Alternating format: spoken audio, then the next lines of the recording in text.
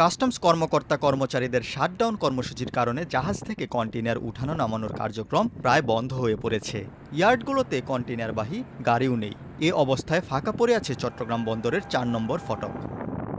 Shutdown কর্মসূচির কারণে একদিনেই চট্টগ্রাম বন্দর দিয়ে ৩,৬৮০ একক কন্টেইনার রপ্তানি হয়নি।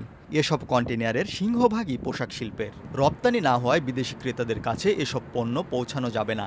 বন্দরের ইতিহাসে একদিনে এত বেশি সংখ্যক কন্টেইনার রপ্তানি না হওয়ার নজির নেই বলে জানিয়েছে এ খাতের সংশ্লিষ্ট ব্যক্তিরা। এক্সপোর্ট বন্ধ হয়েছে গত ২৫ বছরে আমরা দেখি নাই। তার আগে একবার হয়তো এরশাদ আমলে একবেলার জন্য বন্ধ হয়েছিল। তো সেই প্রেক্ষিতে এটি নজিরবিহীন এবং আমরা প্রত্যাশা করব এই ধরনের অর্থনীতিকে ধ্বংস করার সিদ্ধান্ত থেকে সকল পক্ষ বেরিয়ে আসবে।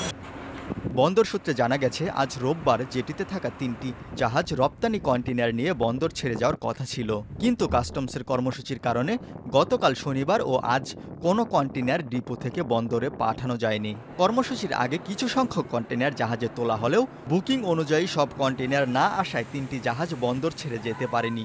দেশের রাজস্ব যেরকম হানি হচ্ছে, ঠিক তেমনিভাবে আমরা এই হয়রানির শিকার হচ্ছি। আমাদের পার্টিরাও ক্ষতিগ্রস্ত হচ্ছে। যত তাড়াতাড়ি সম্ভব ওনাদের এই সমস্যাটুকু সমাধান করে রাষ্ট্রীয় যে আপনার রাজস্ব আদায়ের প্রক্রিয়াটা এটা সম্পূর্ণ করলে আমি মনে করি ভালো হয় না। কারণ দিনের চাইতে আজকে টোটালি আমাদের কাজকর্ম একদমই কম। আমরা সবাই বসা আছি, আমাদের কাজে বসা আছি, কাজকর্ম একদম নেই। ডিপো থেকে কোনো কন্টেইনার আসতে পারছে না। এই ৩টি জাহাজের একটি এএস সিসিলিয়া।